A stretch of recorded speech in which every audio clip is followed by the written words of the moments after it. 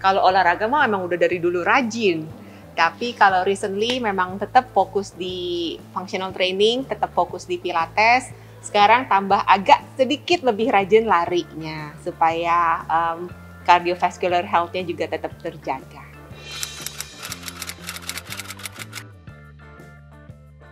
Terus sekarang lagi sibuknya sama Yayasan House of Hope. Kalau Yayasan House of Hope ini adanya di Bandung. Dan moga-moga sih tahun depan kalau memang diizinkan bisa buka cabang di Jakarta salah satunya. Ini ada sebuah yayasan di mana kita kayak mengempower IBK, individu berkebutuhan khusus. Kita memberikan pelatihan, memberikan grooming, memberikan juga semuanya deh, total wellness, body, mind, and soul. Jadi supaya anak-anak ini, nggak anak-anak sih, remaja juga ada, yang young adult juga ada, jadi kisaran usianya tuh dari 13 sampai 27 ada di situ. Kita memberikan mereka pendidikan supaya mereka bisa terjun ke marketplace, benar-benar bekerja, menghasilkan uang sendiri. Jadi mereka bisa bersaing sama orang-orang normal lainnya.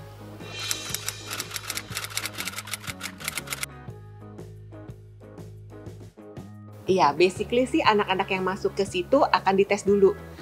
Dites dulu, ada psikolognya juga. Kalau mereka berhasil, bisa nih, misalnya autis yang masih high spectrum, dan kita lihat ke depannya bisa dilatih untuk terjun ke masyarakat, maka kita berikan pelatihan, dan nanti akan ketahuan tuh setelah beberapa bulan, anak yang ini talentanya di mana, passionnya di mana, itu yang kita akan terus gembleng terus. Jadi kita akan salurin sesuai dengan passionnya dia. Bukannya kita kasih ini kamu harus bisa, enggak. Tapi kita akan adjust apa yang kamu bagus, itu kita yang tingkatin. Nanti usia mereka udah boleh kerja di 18, kita salurin. Jadi kita pun menyalurkan. Nggak hanya kita cuma mendidik mereka, tapi kita salurin. Jadi kita yang cariin pekerjaan buat mereka gitu. Dan nanti biasanya sih memang agak sulitnya tuh perusahaan-perusahaan agak takut ya, karena mereka udah punya sistem sendiri. Sometimes juga mereka udah punya wall atau barrier-nya sendiri, stigmanya sendiri. Jangan deh, jangan, takut susah. Tapi jangan khawatir karena tim kita yang akan datang ke sana supaya tim yang udah ada itu bisa adaptasi dengan anak IBK yang akan masuk. Jadi tim psikolognya pun akan turun tangan.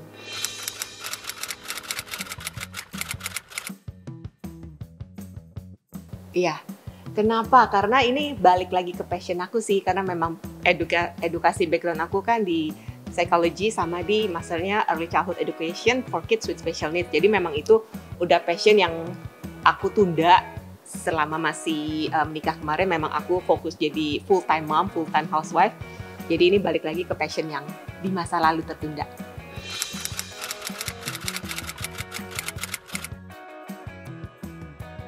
Awal-awal sih iya, karena kan yang aku punya waktu itu secara teori oke lah, udah pakem nih teori, tapi kan aku nggak bener-bener praktek. Jadi aku tetap butuh waktu untuk bisa adaptasi dengan new things yang ada di lapangan gitu, karena aku udah agak stagnan nih. Waktu itu aku udah punya teorinya, aku udah paham segala macam, tapi belum aku praktekin. Jadi memang awal-awal kaget, tapi bersyukurnya teman-teman di sana yang sudah lama di sana mau membantu aku untuk bisa adapt cepet. Kesulitannya mungkin sometimes kesulitan tuh datang dari pihak parents usually, tapi kita usahain supaya parents bisa lebih involved. Parents juga kalau misalnya kita kasih event-event atau workshop, harapannya sih akan terus datang, jadi kita bisa saling kerjasama demi kebaikan para IBK kita ini gitu.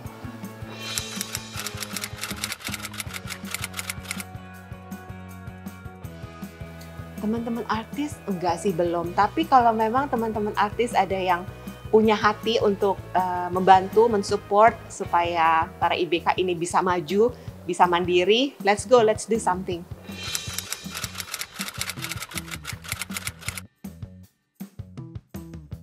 Kalau praktik sendiri sih belum, karena ya aku bisa dibilang seneng enjoying my time di House of Hope, karena aku kan in charge di bagian wellness-nya. Jadi di sini aku kayak mengajarkan pentingnya anak-anak untuk di-push untuk terus bergerak every single day gitu loh.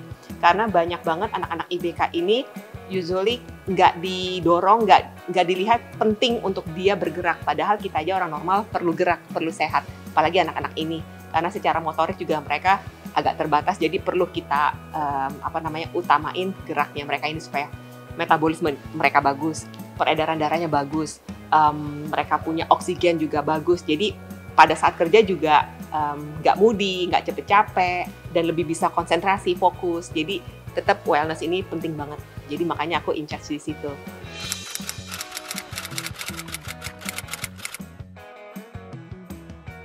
Enggak tinggal sih, bolak-balik aja.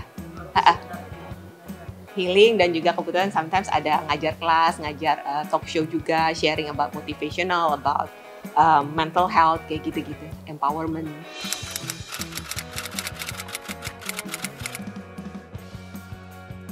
Kebetulan kalau yang di Bandung aku cukup datang dalam sebulan 2-3 kali lah. Dan biasanya itu akan full day. Karena di House of Hope sendiri juga kita punya cabang-cabang. Jadi selain di wellness, aku juga in charge di Hopecast. Jadi kita punya podcast tapi namanya Hopecast. Nah itu banyak banget narasumber. Kalau misalnya teman-teman ada yang mau sharing, atau mungkin teman-teman artis ada yang mau sharing, please contact House of Hope. Kita do some podcast di Hopecast. Kita bisa cerita-cerita bareng, menjadikan ini inspirasi buat banyak orang.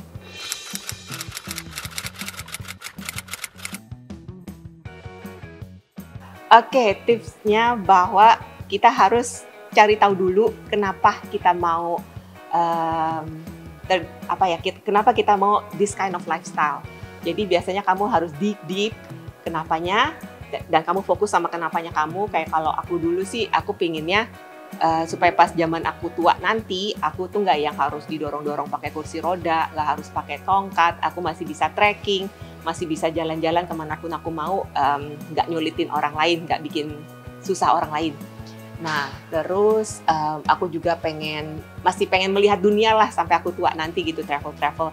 Jadi aku merasa gerak sekarang, rajin-rajin olahraga sekarang itu investasi. Ditambah lagi kemarin juga terbukti bahwa orang-orang yang rajin olahraga, yang punya banyak muscle, zaman COVID mereka recovery-nya lebih cepat. Jadi punya banyak muscle itu penting. Which is why aku recommend teman-teman tuh pilih-pilih olahraganya, jangan cuma fokus kardio aja, jangan cuma satu tipe aja, tapi kamu harus combine antara kamu punya kardio, kamu punya strength, tambahin massa otot, selagi membuang kamu punya massa lemak, tapi kamu juga harus belajar flexibility, kamu juga harus belajar meditasi, breathing through kayak yoga, tai chi, atau pilates. Jadi nggak harus selalu yang heart pumping, dibikin balance aja. Kardio juga penting, tapi nggak usah hanya kardio doang, karena kamu juga harus ngelatih kamu punya ini kan jantung, kardiovaskular. Jadi semuanya make it balance, jangan cuma fokus satu. Dan kalau kamu udah campur-campur gitu kan, nanti jadi kayak, oh ternyata aku lebih suka yang ini, ya udah lebih suka itu, mungkin lebih banyak durasinya, tapi yang lain jangan dilupain. Kalau kamu udah bisa komit, misalnya 3 minggu pertama deh, mungkin awal-awal agak susah, tapi 3 minggu pertama kamu harus maksa diri kamu untuk rutin olahraga. Setelah 3 minggu itu, kamu akan mulai tercipta habit yang baru, jadilah lifestyle kamu yang baru.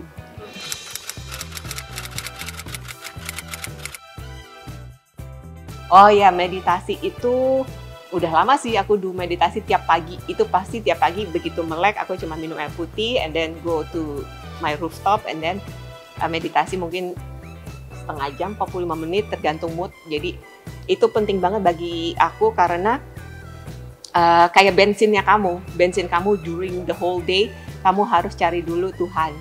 Jadi kamu kayak minta berkat yang baru dari Tuhan, dijagain sama Tuhan supaya the whole day jadinya lebih tenang, lebih sabar, lebih punya compassion, lebih bisa empathy, lebih bisa punya hati yang selalu bersyukur, gratitude.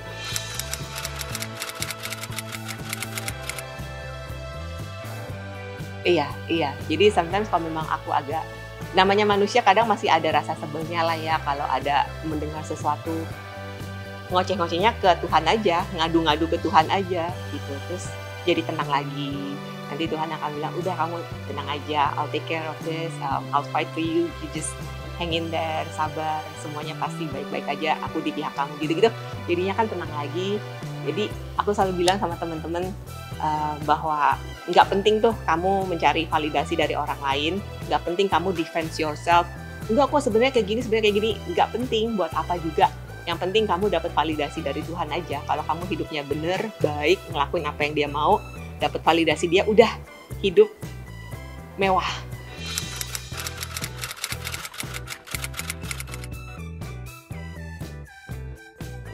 Iya, kalau misalnya bekerja udah pasti aku harus kerja dong, kalau nggak aku gimana bisa hidup kan. Tapi dari sebelum aku bercerai pun sebenarnya aku sudah bekerja. Cuman kerjaan aku nggak yang 9 to 5 behind the desk gitu. Tapi pekerjaan aku memotivasi orang lewat project mager itu, komunitas Project Mari Gerak. And then aku suka ngadain event, aku sering dipanggil sama perusahaan-perusahaan besar untuk memberikan training ke staff-staff mereka, bikin video-video tutorial. Jadi sebenarnya aku kerja, cuman memang nggak yang full-time job, karena it's impossible untuk aku tuh bisa full-time job, karena aku tetap ngurus anak-anak kan, tetap harus aku harus masak, tetap aku harus pantau mereka, sekolahnya segala macam. Jadi memang aku nggak full-time, tapi aku kerja, cuman nggak kedengeran aja aku kerja. Iya, and baru kemarin aku abis ulang tahun teman, ketemu sama teman-teman dari gym yang lama tuh tahunan yang lalu. Mereka nanya, nggak masih jualan kue nggak, masih baking nggak? Masih, cuma based on PO gitu. Jadi I did that kind of side hustle lah. Aku baking healthy stuff, healthy food, healthy snack.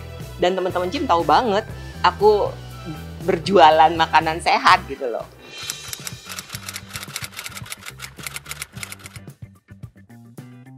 Sebagai wanita tangguh, oke, terima kasih. Tapi tangguhnya bukan karena diri sendiri kok, karena aku leaning on God. Jadi ya bisa kayak gini lah.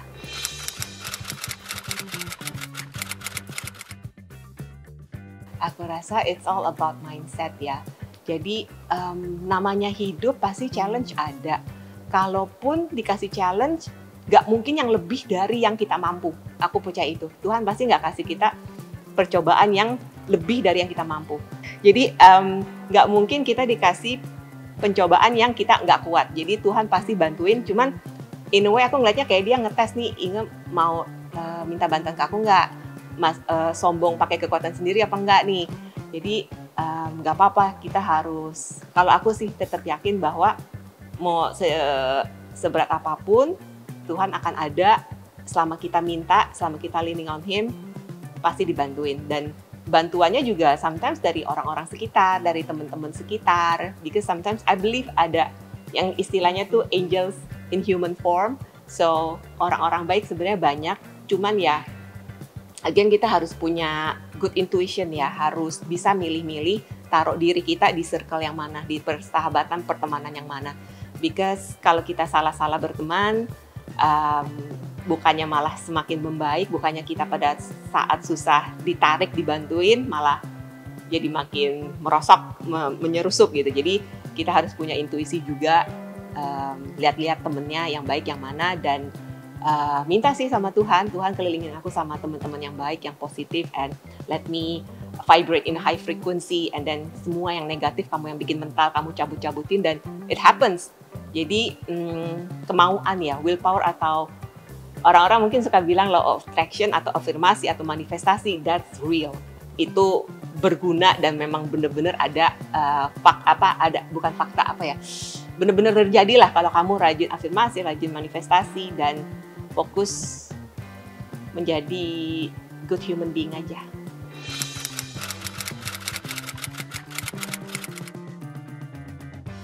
Kalau sama anak-anak, aku tuh di weekend. Karena ya during weekdays mereka sekolah sampai sore, udah SMA kan. Jadi ekstrakurikulernya juga banyak. Mereka di rumah juga masih, Kenzo terutama tuh dia ngambil electric guitar, masih ngambil vokal, and then ada pianonya juga, and then kemarin itu dia sempet internship juga. Udah gitu kan pada rajin nge-gym banget, dan kalau udah nge-gym at least 2 jam, and then boxing, jadi pasti udah capek banget. Masih harus ngerjain tugas juga, jadi all weekend ketemunya sama aku, kita makan. Sometimes kalau ada film bagus ya nonton, sometimes oma opa juga ikut makan.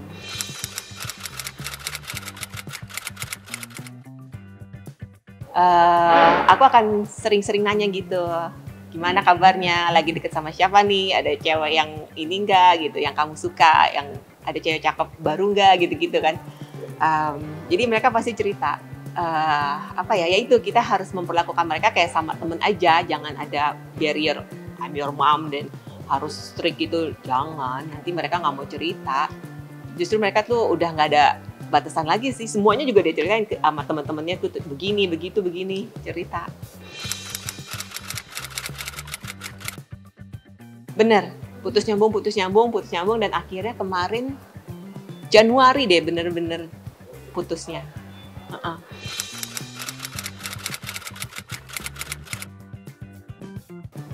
Menanggapinya santai aja sih, karena memang sudah usianya remaja gitu kan, memang saat-saatnya suka-suka naksir-naksiran, dan justru bagus karena dia mau terbuka, jadi aku bisa ada di situ buat dia, memberikan dia apa ya, nasehat pada saat dia putus, atau nasehat pada saat dia sekarang ini bahwa oke, next time-nya jangan terlalu baper gitu, atau tetap fokus kamu punya education dulu baru pacar-pacaran. Dan aku sih rekomennya semuanya temen aja dulu, semuanya temen-temen dulu, nggak usah yang serius-serius amat gitu.